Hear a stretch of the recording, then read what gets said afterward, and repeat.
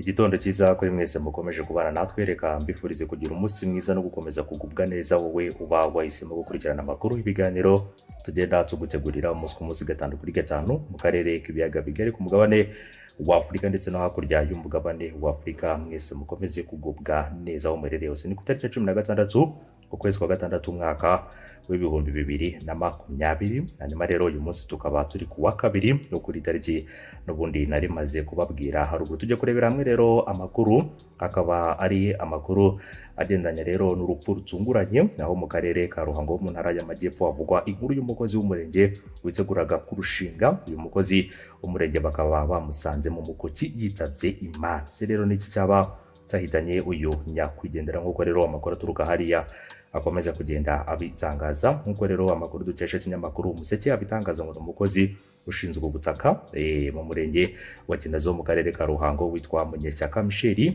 Muri iki gitondo bakaba bamusanze mu mukoki waciwe rero n'ibiza, yapfuye bityo koko rero yaguyemo agiye mu kazi agahita yitaba Imana, na moto rero ye bakaba bayisanze muri uwo mukoki. Hanyuma ikindi kandi uyu Munyeshyaka Michel basanze umurambo we rero na moto mu mukoki waciwe n'ibiza byatewe n'imvura iherutse kugwa. Umuseke wari wanasuye uyu muhanda wanjijwe n'ibiza uhereye mu mudugudu wa Kanyete ho mu kagari ka Kayinzi ho mu murenge wa Ntogwe. Ikindi kandi Munyeshyaka Michel ukomoka mu karere ka Nyanza akaba yari yarimutse yaragiye gutura Ikinazi muri Ruhango. Umunyamabanga nshingwabikorwa umurenge wa Ntongwe uwitwa Nahayo Jean Marie Vianney yabwiye Umuseke ko uyu nyakwigendera bamusanze mu mukoki uherereye mu murenge ayobora. Nsanzabandi Pascal umunyamabanga nshingwabikorwa w'umurenge wa Kinazi wakoranaga na nyakwigendera yabwiye Umuseke ko rero ejo yiriwe mu kazi bisanzwe, ku mugoroba afata moto ataha nk'ibisanzwe, ariko rero biza kurangira yitabye Imana. Ubwo rero yagwagwa muri uyu mukoki, nk'uko rero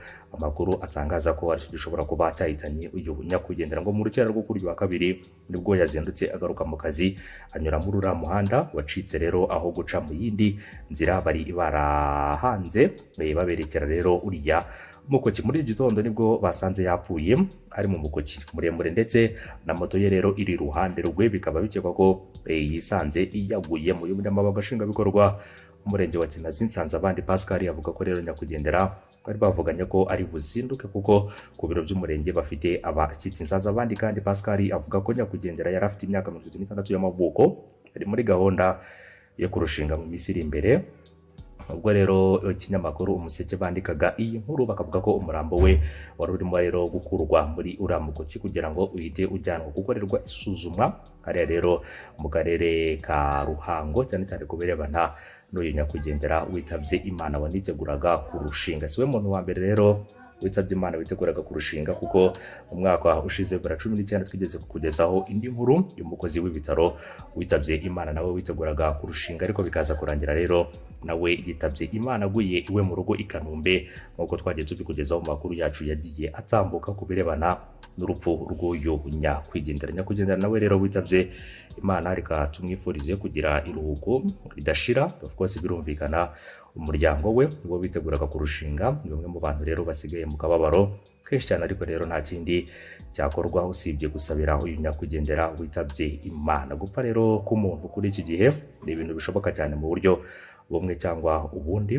ndetse ni n'ibintu bishoboka kuri buri muntu uwo ari we wese, cyane cyane kubirebana n'ubuzima. Ubuzima rero twebwe tubamo, ariko ubuzima ntabwo tuba tuzi ngo ubuzima bw'umuntu runaka buzahagarara igihe iki n'iki. Niyo mpamvu rero amakuru nk'aya ngaya agomba kubaho, ariko rero nanone ntabe igikuba kiba cyacitse kuri buri muntu uwo ari we wese, ahubwo tukumva ko hari ibintu bibaho mu buzima kandi tugomba kubyakira. Reka rero twifurize nyakwigendera umuryango we, inshuti n'abavandimwe, mukomeze rero kwita ku basigaye kubirebana n'uyu muyobozi, akaba rero n'umukozi w'umurenge witabye Imana muri iki gitondo cyo kuri iyi tariki ya 16 muri uku kwezi kwa gatandatu umwaka w'ibihumbi 2020. Hanyuma rero mu yandi makuru agezweho akomeje kugenda avugwa hano mu gihugu cy'u Rwanda nyuma y'iyo nkuru, reka rero turebere hamwe n'andi makuru akomeje kugenda agaruka mu bitangazamakuru byinshi bitandukanye byo kuri uyu munsi ku itariki ya 16. Hanyuma ikindi kandi mwibutse ko mu makuru yacu ya buri munsi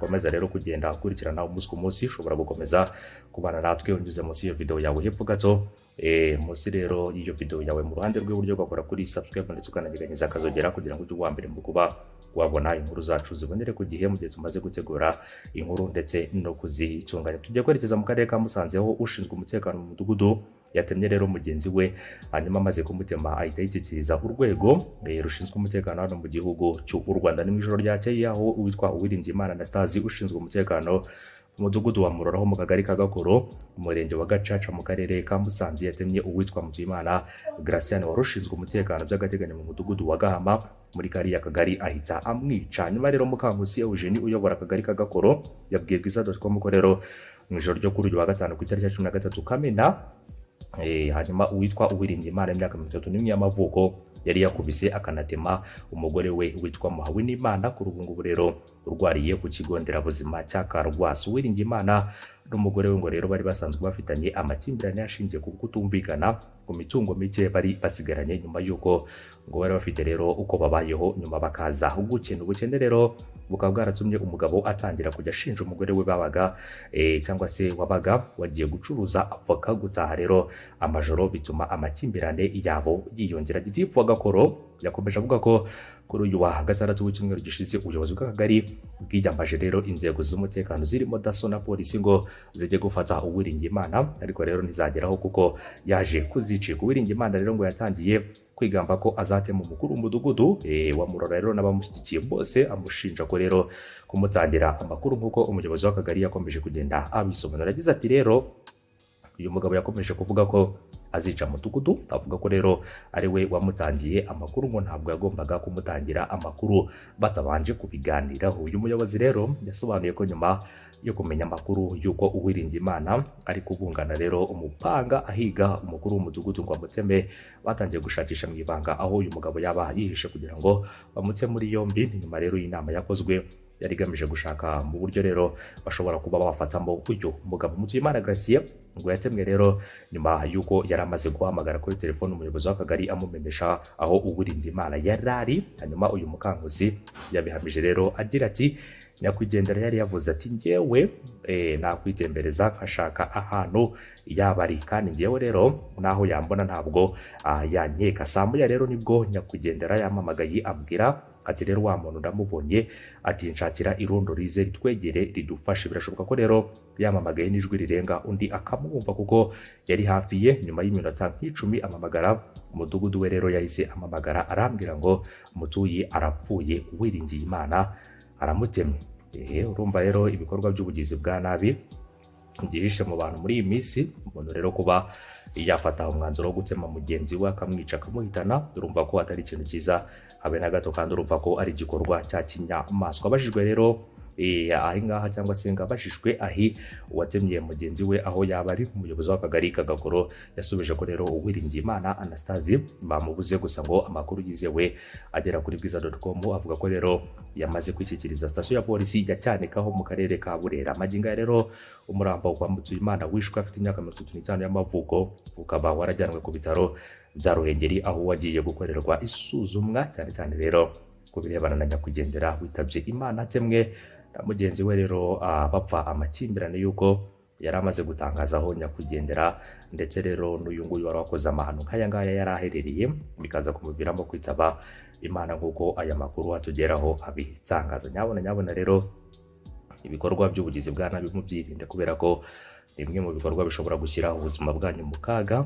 Ikindi kandi abantu bakora ibikorwa nk'ibi ngibi inzego zishinzwe umutekano zigomba kubakurikirana ndetse n'ubutabera bugakora akazi kabyo, kubera ko ni ibikorwa bitari byiza kandi bibangamiye umudendezo ndetse n'imigenderanire y'abenegihugu, abaturage b'igihugu, cyane cyane ku birebana na buri muntu uwo ari we wese utekereza gukora igikorwa nk'iki ngiki cy'ubugizi bwa nabi. Kwica mugenzi wawe ntacyo muhora rero mupfa amakuru nk'ayo ngayo y'ubusa, cyangwa se icyo nakwita ko ari ibintu biba biri aho ngaho gusa. Ni igikorwa kitari cyiza habe na gato, niyo mpamvu buri muntu uwo ari we wese aba akwiye rero kuba yamenya uko yitwara mu bikorwa nk'ibi ngibi, cyane cyane rero muri situation nk'iyi ngiyi ukamenya rero uburyo ugomba kubyitwaramo. Gusa nanone abantu nk'aba ngaba bigamba ubwicanyi kandi bakabikora babigambiriye, inzego z'umutekano zigomba kubaha ikigwa ndetse rero n'ubutabera bugakora akazi kabwo kuri buri muntu uwo ari wese, kubera ko ntabwo ari byiza na gato kuba wahohotera mugenzi wawe ukamuvutsa ubuzima kandi atari wowe wahabumuhaye. Reka mbashimire cyane rero, mbifurize gukomeza kugubwa neza. Mu kanya turaza kuza turebera hamwe